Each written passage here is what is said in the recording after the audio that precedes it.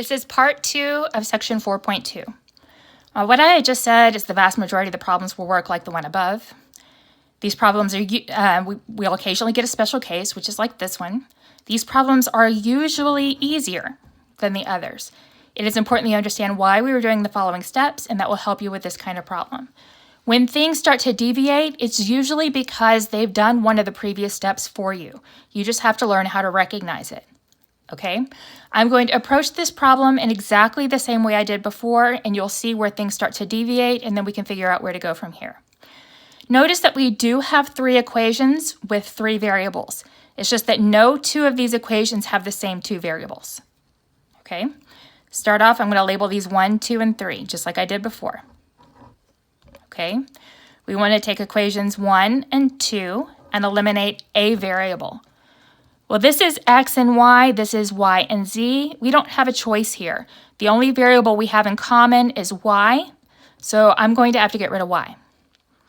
This is a -8, this is a +4. If I multiply equation 2 by a 2, I'll have a +8 and a -8, and they will cancel out.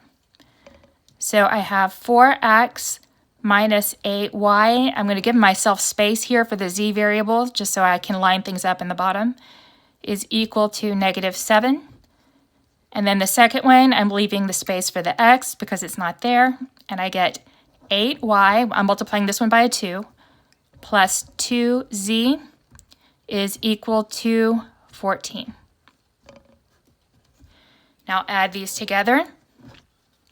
The y's cancel out. I get 4x plus 2z is equal to 7. Now in this step, I should label it a 4. And now my next step should be to go back to 2 and 3 and eliminate the same variable. But if you look at this, I have a y here and I don't have a y here. So all of a sudden, it's impossible for me to go on. Okay? I cannot pair up 2 and 3 and get rid of the same variable. So now I come back to my list of things that I was supposed to get done and talk about why we were doing what we were doing. Okay? We took 1 and 2 and eliminated a variable, and then we were supposed to take 2 and 3 and eliminate the same variable. Now, why were we going to do this? We were going to do this so we could end up with 2 equations with the same 2 variables. So we stop here and we look at what we have.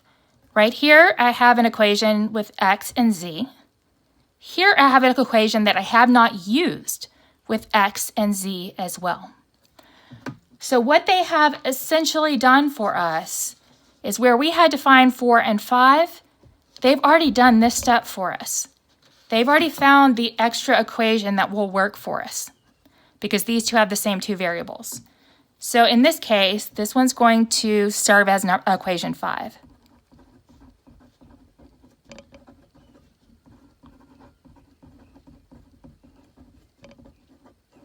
Okay, so I'm going to take equations 3 and 4 and eliminate a variable. If I look at these 2, it's going to be pretty easy to get rid of a z, correct? If I multiply this by a 2, I'll have a +2 on both of them. So let's multiply this by a -2, and then my z's will cancel out. Okay, so if I multiply this by a -2, that will give me +16 minus -16x minus 2z is equal to +8. I don't know why I drew that line. I apologize. That's 16 there. And then this one gets copied directly down. So 4x plus 2z is equal to 7. Let me rewrite this above so I don't mess up. Okay. So my z's cancel out. I get 20x is equal to 15. Divide both sides by a 20.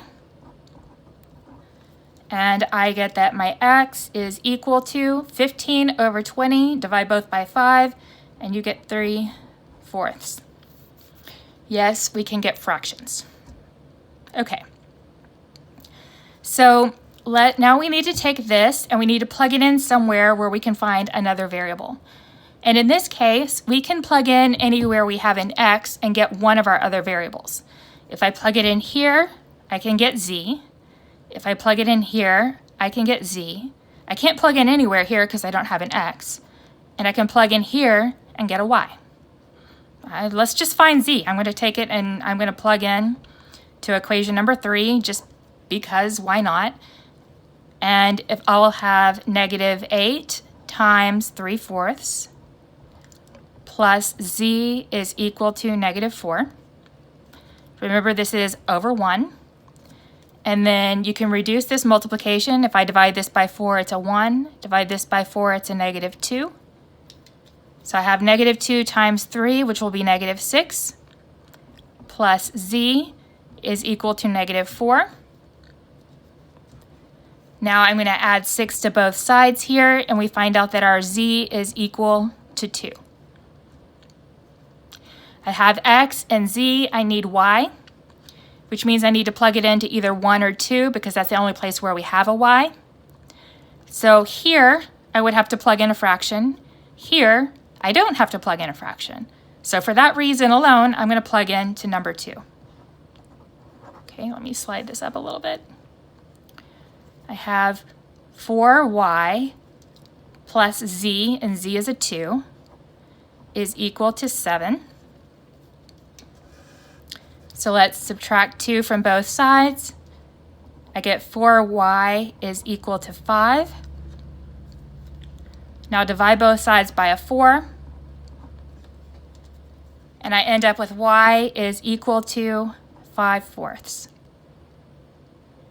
Okay, so my answer is an ordered triple. It's x, which is 3/4, y, which is 5/4, and then z, which is 2.